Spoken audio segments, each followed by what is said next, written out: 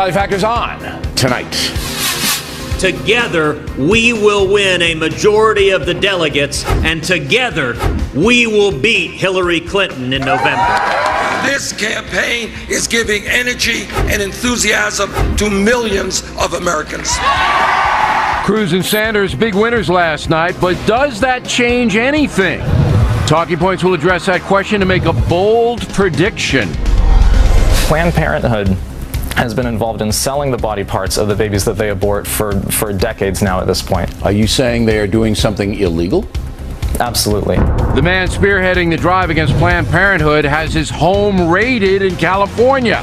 We'll tell you about this very troubling situation. Also ahead, Miller gives me some jazz about my trip to Cuba, as well as Gutfeld and McGurk misbehaving. Caution. You are about to enter the no spin zone. The Factor begins right now.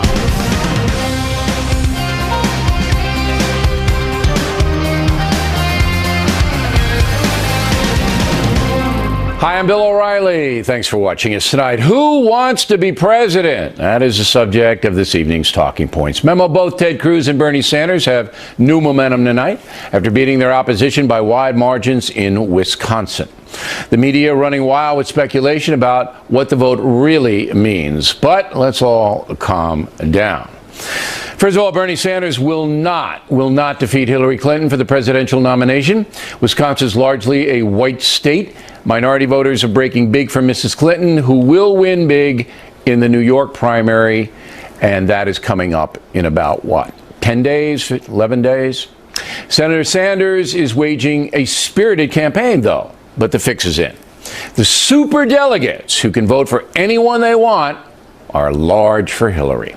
End of that story. On the Republican side, it's a bit different. Donald Trump remains a front runner and will also do well in New York, his home state. That might recharge his campaign, but maybe not. Last night, after losing in Wisconsin, Mr. Trump issued a statement calling Ted Cruz names. Not presidential, not a smart move. Seems the Trump campaign is confused. We were hoping the candidate would appear on The Factor this evening. We negotiated with his team for days, but he declined. That, of course, is his prerogative. Apparently, there is angst in the Trump campaign because Charles Krauthammer, in particular, sometimes hammers the candidate on The Factor. But each time Charles addresses Mr. Trump, I make sure I put on someone like Newt Gingrich, who's been kind to Donald Trump, to balance the presentation. We have been very fair to Donald Trump on this program. But that does not mean we'll not criticize him or cancel guests who have a dim view of him. We will not do that. We provide balance, and Charles Krauthammer is challenged, as are all the guests. It's ironic because just last night, I stuck up for Donald Trump on the race issue. It took Mr. Trump too long to come around to denouncing David Travis, Duke and others when they came out to support and the robocalls. You make mistakes, and so do I. That doesn't mean... Bill, that's not a mistake. That's not a mistake. All I can tell you is I've known the man a long time, and I've never seen him cast aspersions at any group at all. Now, I've said over and over that you do not call someone a racist based on a rhetorical mistake. Trump has defined his position on David Duke, and we should accept the explanation unless there's direct evidence of racism on Trump's part, which there is not.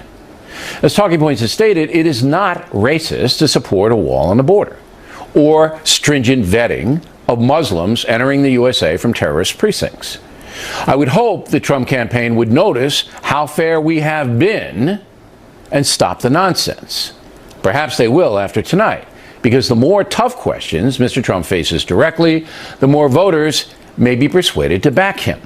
His current level of support, not nearly enough to secure the White House. To be completely fair, Donald Trump is right to be cautious with the media. Here's a vivid example. You don't feel ill-served, for example, to go on to a very popular talk radio show and you said you didn't know that they had been leading an anti-Trump because if you listen to that, I don't mind that. I mean, you go into the enemy camp sometimes, but you have to take on the enemy. He's not a very smart guy, not a very bright guy. And if you listen to the entire show, you would have said Donald Trump totally won that debate. So, I mean, sometimes you go into unfriendly territory. That's part of the game. And that's what you consider Wisconsin to be? No, you said about a radio You're just talking about the radio host. See, that's what I mean about about the dishonest media. I'm asking you a question, allowing you to answer it. Excuse me. You're asking me about a show host, and I said it was that he was unfriendly territory. Then you say, is that what, Wisconsin? Well, you also talked about no, the that's so governor. dishonest. You It's so also talked about dishonest. No, the governor. Look, So, that's just let called, me ask you you- know what that's called? Dishonest media. And Trump's correct. But that would never happen on this program, and he knows it. Now, on the other side, we are also awaiting Bernie Sanders entering the no-spin zone. He used to chat with us all the time before he became famous. Last night, I closely watched the senator's victory speech. I am not naive. I know the power of Wall Street and their endless supplies of money. I know that corporate America will shut down plants in America and move to Mexico or China if they can make another $5 in profit. I know that billionaires are funding candidates whose job it is to represent the wealthy and the powerful. Sanders basically gives the same speech every time, but he gives it passionately. He really believes what he is doing in the campaign is noble.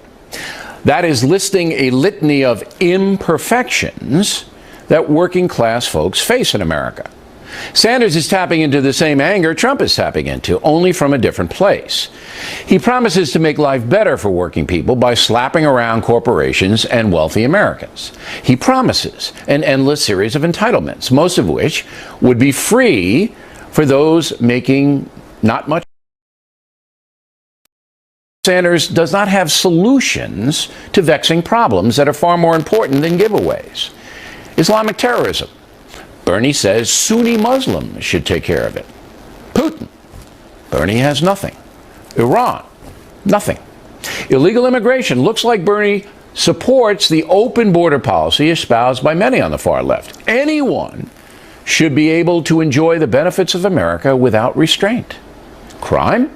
Bernie laments that so many criminals are in prison, even though violent crime in the USA has dramatically fallen once tough felony sentencing was put into place. A national debt of $20 trillion. Bernie has no problem adding to that. Job creation. Bernie wants the federal government to mandate salaries and provide jobs for everybody. Taxation through the roof for American corporations and the wealthy.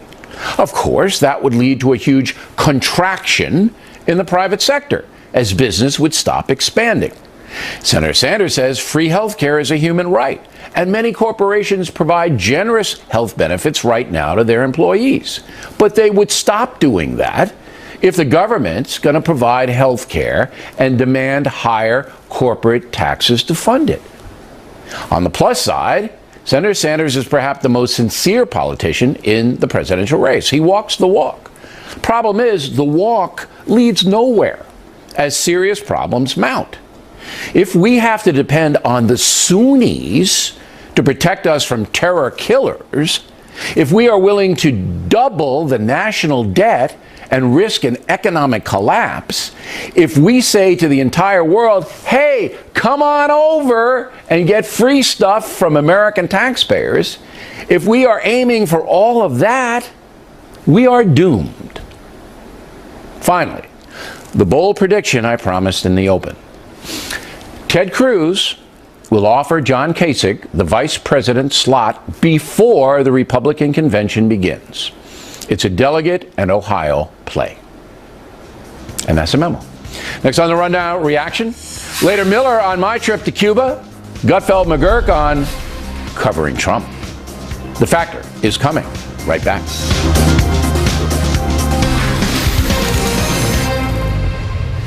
Impact segment tonight. What now after Cruz and Sanders won big in Wisconsin? With us, the deputy editor of the Wall Street Journal editorial page, Bret Stephens. Let's take the Trump campaign first. Damaged?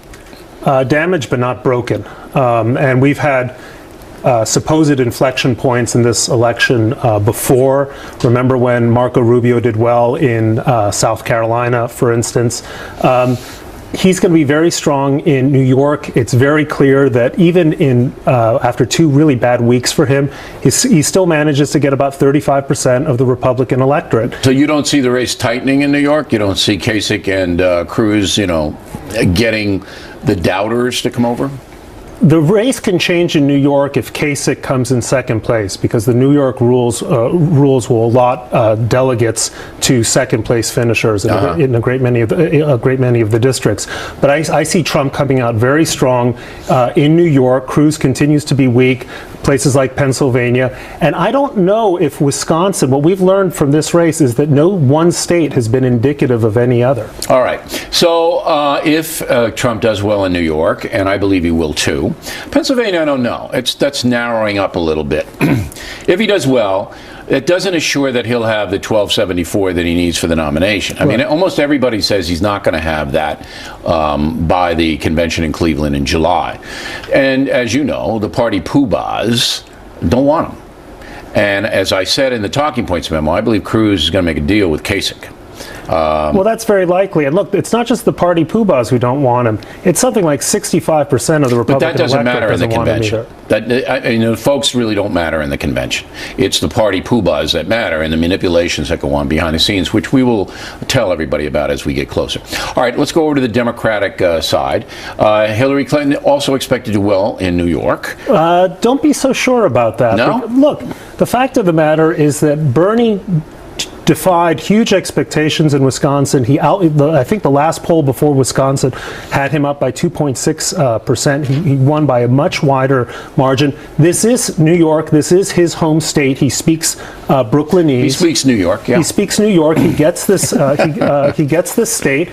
Hillary has been just consistently weaker in all states outside the South. Yeah, but it won't happen here because of the minority vote.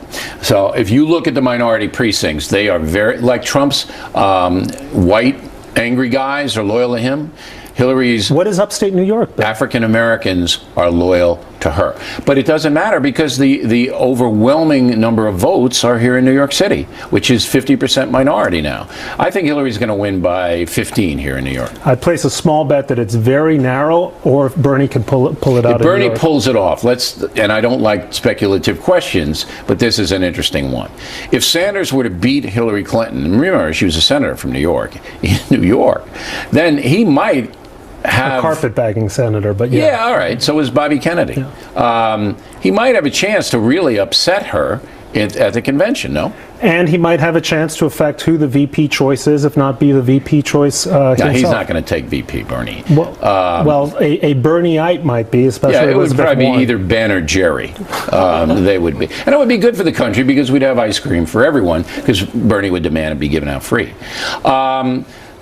What I say is the fix is in for Hillary Clinton on the superdelegates because they're already pledged to her, and they're not going to go to Bernie no matter what happens. Am I wrong? No, because the Democratic Party is the corrupt oligarchy that Bernie Sanders is always speaks out against. Well, right. He thinks it's on Wall Street, but it's actually in the Democratic Party. The really interesting story is the Republican Party, which remains small d, the most Democratic party. And I think at the convention, it's not just going to be party poobahs. Look, the convention is when you turn to the general election, when you realize you have to nominate a candidate who is going to win. And I'm not sure we have one yet, so it's not out of... Well, Kasich makes the argument that the only reason he's staying in is because he can beat Hillary Clinton, and that he's going to stay in because maybe that'll be recognized at the convention. I think that's true, except he has a weak case because he's so far only he gets his butt kicked in every state. He's only won a single state. Why do you think that is? I mean, John is really well qualified and did a great job in Ohio. Why do you think he's not getting traction? Well, he got traction late. I think part of it is tactical voting. I think one of the reasons Cruz won by as large a margin as he did in Wisconsin was the sense that he was the candidate who could stop Trump. It wasn't a pro-Cruz vote. It was an anti-Trump vote. Right. All right. Mr. Stevens, as always, thank you. We appreciate it. Directly ahead, the Clinton campaign had little to say after getting hammered in Wisconsin. We'll talk with Ed Henry about that. Later, it could get grisly. Miller, Gutfeld, McGurk, all up ahead. Being in the Bronx, this is an immigrant community. We deal with climate change every single day, and he wants to say that it doesn't exist. We are one of the poorest congressional districts in the country, and to receive this right-wing bigot is an insult. All right, that was the scene in the Bronx this morning where Ted Cruz was campaigning global warming in the Bronx. Interesting. In fact, two of the candidates were in New York today as that vital primary comes up on April 19th. Donald Trump and Hillary Clinton are heading the polls. And joining us now from Pittsburgh, Ed Henry is covering the Clinton campaign. So Secretary Clinton didn't say much about Wisconsin, right? This is the first primary night where she didn't give a big speech. Instead, she just sent out a little tweet congratulating Bernie Sanders. She realized she has a lot of work to do both in New York and then here in Pennsylvania. Almost 250 delegates at stake in New York on the 19th. The following Tuesday, right here in Pennsylvania, you have a situation where you have over 200 delegates as well. Those are a lot of delegates that could help Sanders catch up a little bit. And look, there's a new Quinnipiac poll out today here in Pennsylvania, and it shows that Clinton is up, but only by 6 points. We've seen a pattern in a lot of battleground states where Clinton has a double-digit lead, then it's single-digit, like 6 points, and then Bernie Sanders closes. And so you're right that the math is such, and with the superdelegates especially, that Hillary Clinton is in the lead. Bernie Sanders has won 6 in a row, and yet has put little dent into the numbers. Sure. So she is still in command. Okay. In New York, as I said to Mr. Stevens, I expect Hillary Clinton to win fairly big because of the minority vote. But in Pennsylvania, you raise an interesting point, both not only in the Democratic vote, but in the Republican vote. That thing is tightening up.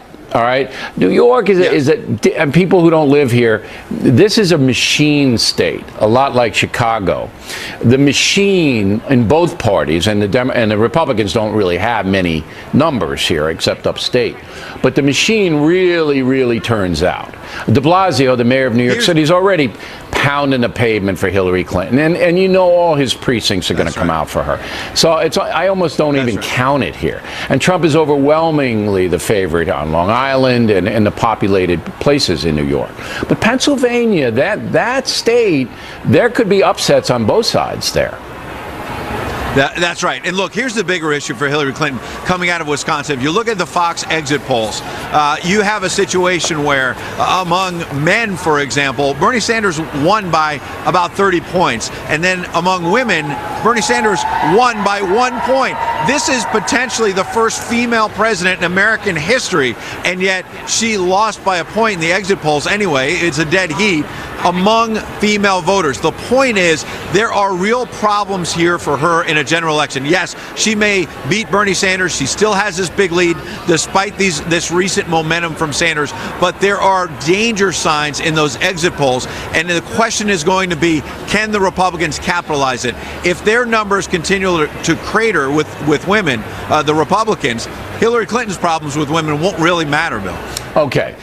Is a debate, right, tomorrow between Bernie Sanders and Hillary Clinton? They're debating? No.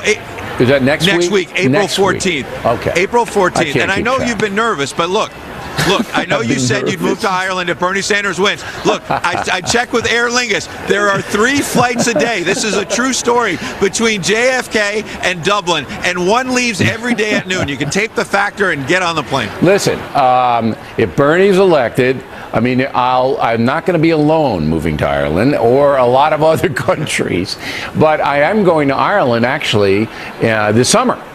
So we'll look at a little cottages and we'll see what the situation is. But I tell you what, I'm right. I'm going to be proven correct that without an indictment, if that doesn't happen, Hillary's going to waltz into that convention in July with the nomination. But I'm interested in the debate only because I think Sanders has got to open up on her now. I mean, this is his big shot because she's not going to do a lot more debates. This is it. You think he's going to open up on her? He pressed hard for this debate. This is his last chance. You're absolutely right. I don't think he's going to open up on the emails. He's been consistent about saying no. He wants to let the FBI handle that. But look, he's gone after on Wall Street. The problem there is that it's the same refrain. He's done it again and again. And to your point in the talking points, you made a very important point, which is that Bernie Sanders is now struggling to explain his own plans and whether or not he can really fix all of these problems. If she gets my talking points, and I'm sure Marianne March will give it to her, hey, you know, I mean, that's where I'd go. The Sunnis are going to protect us from ISIS. That's who you're going to do. That's what's going to happen. He had an editorial board meeting with the New York Daily News and was asked, how do you have the power to break up the big banks? And he basically said, I don't know. That's his whole plan, and he doesn't know if it's going to work. That's the problem. And by the way, in terms of waltzing in, when you're in Ireland, maybe I can waltz into your seat. I mean, you maybe let me sit in. My place here on the Factor? Yeah. With that maybe pocket just for hanky? a night, one night. Come on, we're not pocket hankies here. This isn't for the regular folks. Come on, just one night. One night. I can give you one night, but no pocket hankies. Ed Henry, everybody. All right. Plenty more ahead as the Factor moves along this evening. Dennis Miller wants to give me some jazz about going to Cuba. That should be interesting. And Gutfeld McGurk on how Donald Trump is driving the conservative media crazy. We hope you stay tuned for those reports. Back to follow-up segment tonight. Law enforcement agents in California raided the home of David Daleiden yesterday, seizing documents and personal items. Mr. Daleiden is the guy who exposed Planned Parenthood executives discussing the sale of baby body parts. He's been charged in Houston with a low-level beef involving a fake driver's license used in that undercover sting. Here now to explain further, Ebony Williams and Monica Crowley. So, Ebony, you practice law in California. I do. This comes from the California Attorney General. Why? Why was this house raided? Yeah, Ms. Kamala Harris, the AG in Cali, she disposed of 11 agents, which was pretty aggressive for the nature of crime. 11 agents went into the guy's 11 house. California agents went into the home to confiscate. Primarily, they wanted evidence. They wanted hard drives, computers, and information, and of course those IDs you talked about. Rather low-level felonies, but felonies indeed. What was interesting to me, Bill, and I'm looking at the search warrant right here, and I went through it with a fine-tooth comb. They were looking for very low-level stuff, so the 11 agents seems a bit aggressive. Now, normally when you've got 11 agents, drugs, arms, a big millions thing. of dollars worth of So property. what are they after Daleiden for doing? Portraying himself? Fraudulent identifications, fake driver's But then licenses. if that were the case, all of 60 Minutes would be in jail because they did stings all the time. It's I did them. Yeah. I've done them. Yeah. So we'd all be in prison. Yeah, certainly.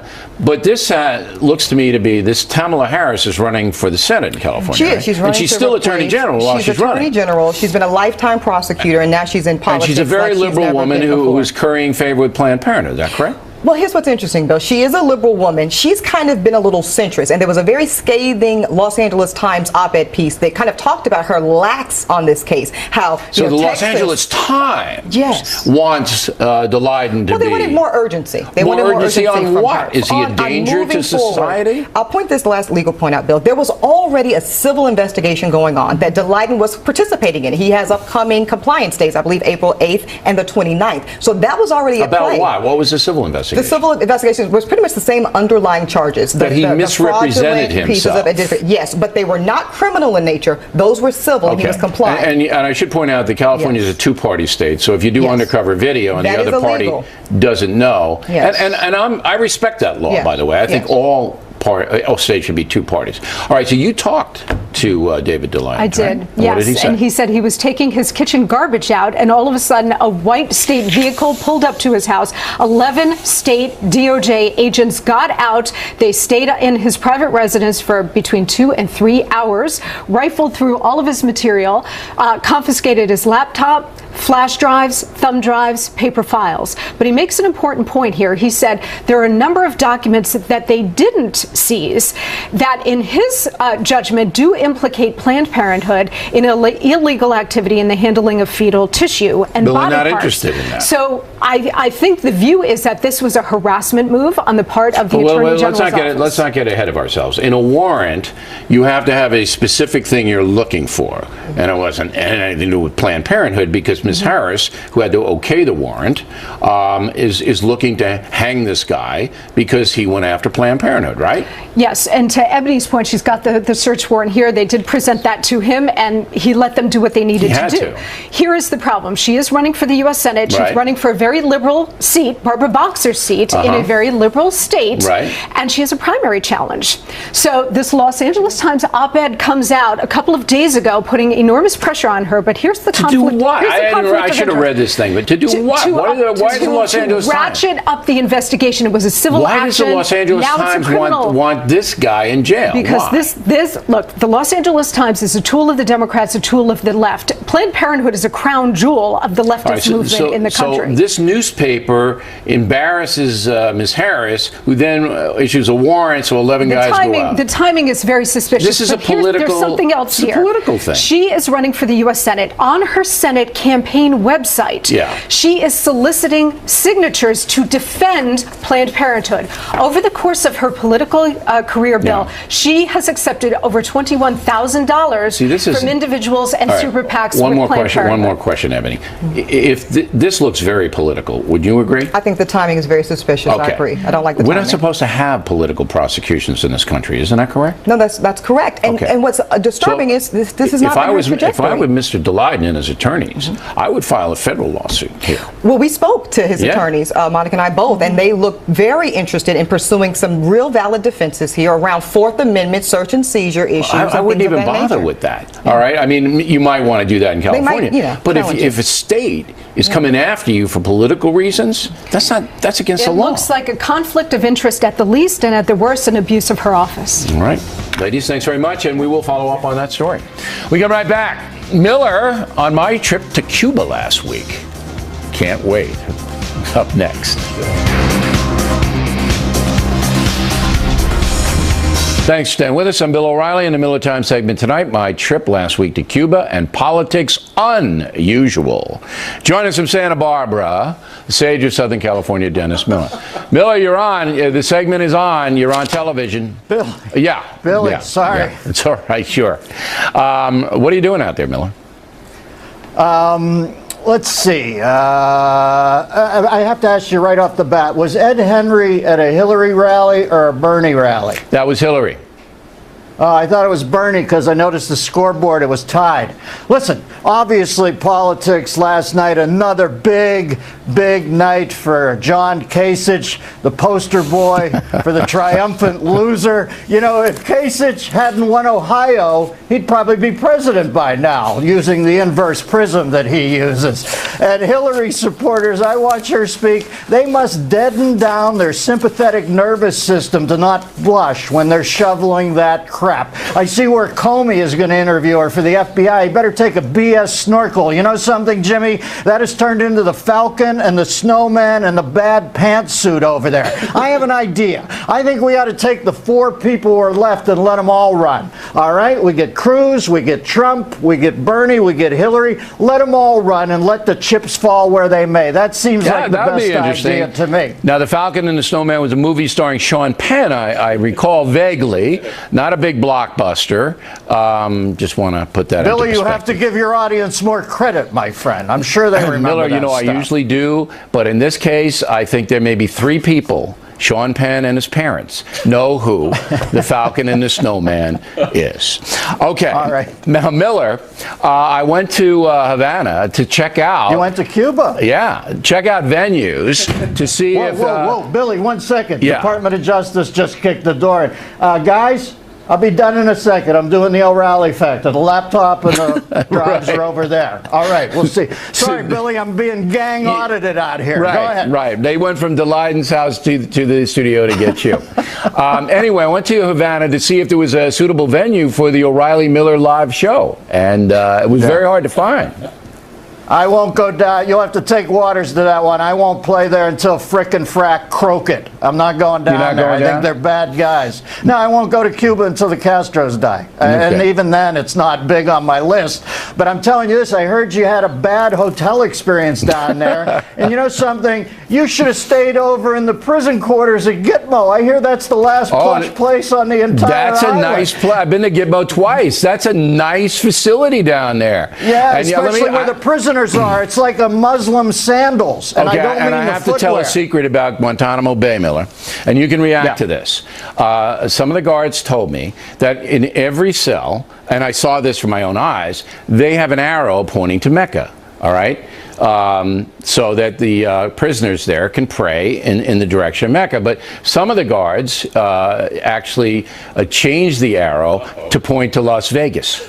Unbeknownst to the prisoners, and I thought that was cruel, but that is absolutely a true That happened. All I know, Billy, is I just read that not only is Obama going to get all the remaining detainees out, he's going to turn them into Democratic superdelegates. So it's kind of an interesting exchange program they've got. Now, when I heard you were down in Cuba, Bill, I had an image of you like Hyman Roth up on the roof with all your friends saying, show everybody the cake before you cut it. And there we have the iconic Che Guevara shirt. Now, I guess Sanders is pushing socialism over here, Billy, and I just don't know if Sanders has the same iconography as Che Guevara does. I'd ask for the art department to come up with. Nah, it just doesn't quite work. It's not as exciting as when he does it. I know. Listen, the Che Guevara shirt was a piece of garbage, and they wanted $35 for it.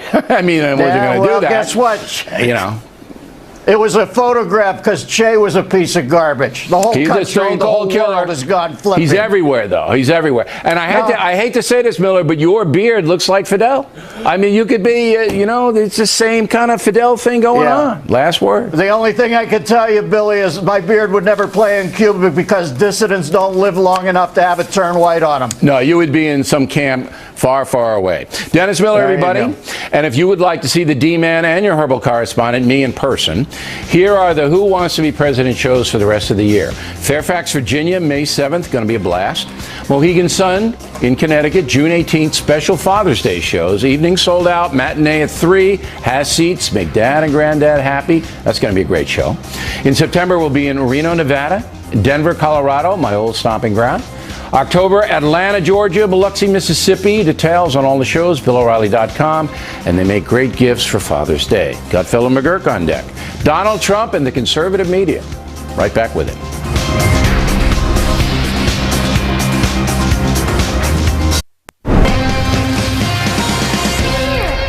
Back in the book segment tonight, what the heck just happened? Here now, the featured players in this often incomprehensible segment, Bernard McGurk and Greg Gutfeld. Look, Gutfeld, what is with you and Trump? I mean, is this a vendetta? You don't like him? What's the problem? If you must know, we were lovers in the 90s. Okay, this is the 18th time you've used that line. I know, and it always works. No, okay, let's be. I'll be serious. Friends criticize people they like. Correct? Criticism is the engine of truth. Wow. And if you say, for example, that you are bashing somebody, you're actually enabling their incompetence. Yes men and sycophants are the worst thing that can happen to you. So what was that line of the truth? That was I can't remember now. My short-term memory is gone. Very deep. Very deep. So you're basically trying to help Mr. Trump. Is that right? You never insult people you don't like because I do. You insult everybody. Yeah. But no, it's something that if you want somebody to do well, that's the only thing. Are you buying this, McGurk? I'm not sure if I'm buying it. There's a lot of animosity towards Mr. Trump, we know, in the Republican Party and among some people on the right. I don't know where my friend Greg stands. I can only guess. But I love the guy. I love his attitude, everything. Of course, his nation of suckers no more Mr. Nice Guy, smash mouth, politically incorrect approach to his opponents and to our enemies. I love all of that stuff. You know what you're hearing? What? Trump is like a rope bridge in a hurricane. People are scared to cross him.